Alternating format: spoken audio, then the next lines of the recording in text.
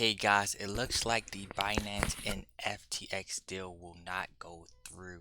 Let's just listen.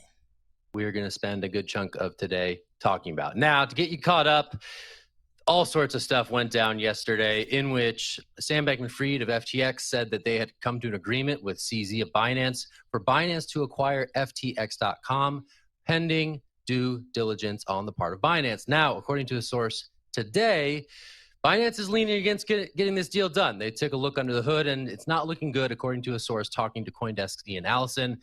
Not good at all. You should see the markets. Bitcoin is now under $17,000.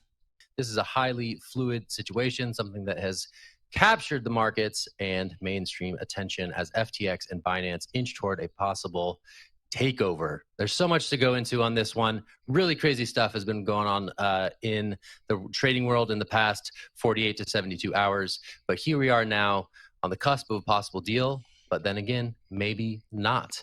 I'm going to throw this to Wendy for her initial thoughts on this whole Binance FTX thing, which has just gone crazy and so quick. What's up? So there is definitely a lot to talk about here. There's a lot to break down. I want to come in with this from a business perspective. Business perspective means the LOI, the intent to purchase FTX or to acquire, to save them, is just an intent. It doesn't mean that it's actually going to happen. A lot of people are complaining, especially on Twitter, saying that Binance kind of started this whole thing by fudding FTT, et cetera. But realistically, that might not be the actual case. CZ did put a memo out, a statement out indicating what kind of happened. We don't know the exact story because we're not in internally. One thing I will say from a business perspective, it might not make sense after they do their due diligence process to actually acquire FTX. Another thing that's very important to note is FTX US and FTX Official or FTX International are completely two different companies. Right now, FTX US is safe to use. However, people should still consider getting their cryptocurrency. Yeah, after this, the FTX, I know they're two different, but FTX US, I would be concerned if my money was on that platform as well, just looking at everything that just recently happened off of the exchange. I did that yesterday and my NFTs. From a business perspective, it doesn't really make sense if the hole is too. Wait, let's go back. I think she said she removed hers from the platform. I just want to make sure that she said that.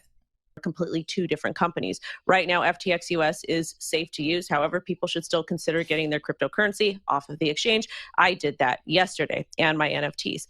From a business perspective, it doesn't really make sense if the hole is too big. But at the same time, if Binance doesn't come in and save the day, how will this impact crypto regulatory wise on a global scale? I have a lot of people in my audience when we talk about global regulations, they say it's not going to impact the rest of the world, and vice versa. Whatever the SEC does is not going to impact the rest of the world, which in fact it definitely could. These people, these public servants, they all talk together about what to do with crypto. Crypto right now is essentially ungovernable, and they're going to need to come up with some type of regulation, with some type of control to establish a CBDC. So we will just kind of have to wait and see as to what happens with this entire debacle. Yeah, we're getting some fresh reporting out of Bloomberg this morning that U.S. Regulators are indeed looking into FTX in the wake of this announced news from Binance. We'll toss it to Jen for her thoughts on this and other developments.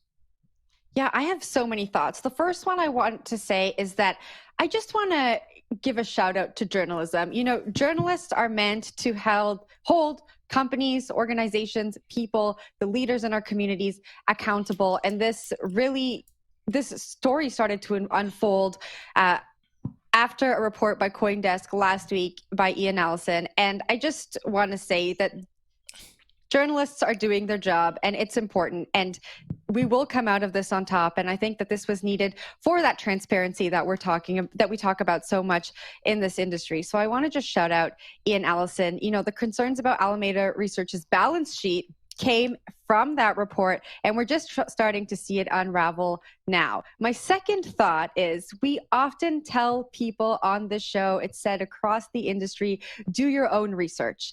And I have to say, for someone who's doing their own research, they're just getting into crypto, a doxed founder and CEO who seems to be working with regulators, who has these big endorsements, who has commitments to charity, leads to credibility. And I feel for the people who did their own research, invested in the FTT token, put their money on FTX, because I don't think that there was something that you could have found that would have steered you in a different direction. I think this is a reminder of the industry that we're in.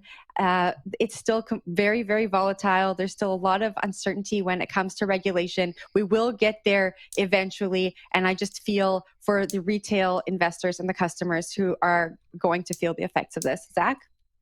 Yeah, it's just really wild. If FTX wasn't an institution, like a pillar of the crypto economy, it was certainly something that was seen to be pretty solid. So for this to sort of materialize over the course of 48 to 24 hours, in which questions were asked about potential irregularities on the Alameda balance sheet, how that possibly impacted FTX, its sister company, and then for someone in the market here to exercise action against some of this information that had entered the space, and now for that to sort of accelerate into what sort of looks like a hostile takeover by Binance, acquiring a key competitor in FTX.com.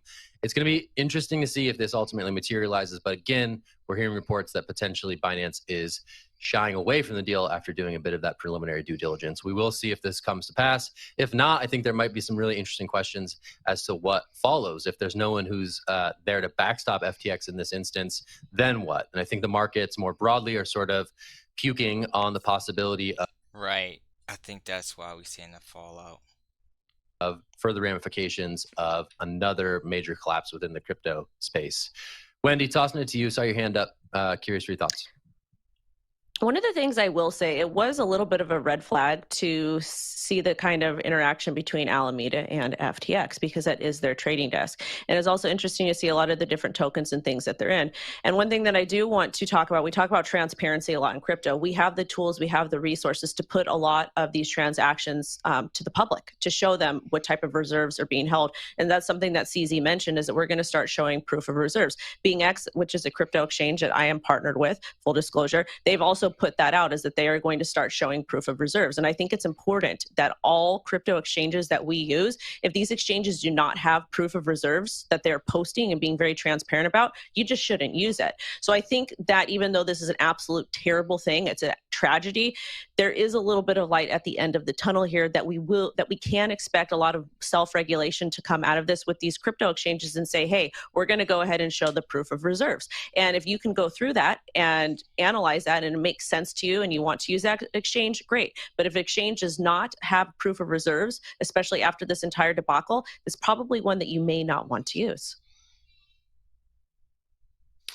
I was just going to say, I think like the silver lining here potentially is that maybe more people move to DeFi, on-chain things that provide on-chain transparency, as opposed to what we keep seeing time and time again, that a lot of these CeFi institutions are black boxes in terms of what risk is being taken unbeknownst to you as a user of that exchange. So I think the silver lining, dare I say the hopium that may be surging across the space, is that this pushes us more toward on-chain activity in the trading space, pushes us more toward DeFi and that dream of intermediary-less transactions online. That's what crypto was all about. But I will say that most people interact with the space through intermediaries such as Coinbase, FTX, Binance, etc. I think this is a major black eye for the space going forward.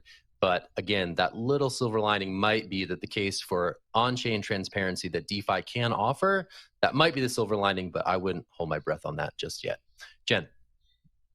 Yeah, to Wendy's point, I know there was a CoinDesk article this morning that said I think 9 exchanges are scrambling to put together these proof of reserve reports. The fact that they're scrambling is a little bit concerning, right? I like that they've been pushed into action. I think that we can most definitely expect regulators to be on top of this. I wouldn't be surprised if we see regulation or at least a draft of regulation coming out that requires centralized exchanges, especially in the US, that are registered to have these proof of reserves. I think it was 2 days ago when SBF tweeted, "Our assets are fine, everything is fine. These are just rumors that are being circulated by our competitors." I brought up a tweet on this show by, I think it was Zach Wall, that said, there is maybe one exchange that publicly publishes proof of reserves, and it would be so great if there was an industry standard so that people could make these informed decisions. I think that we are going to see it become an industry standard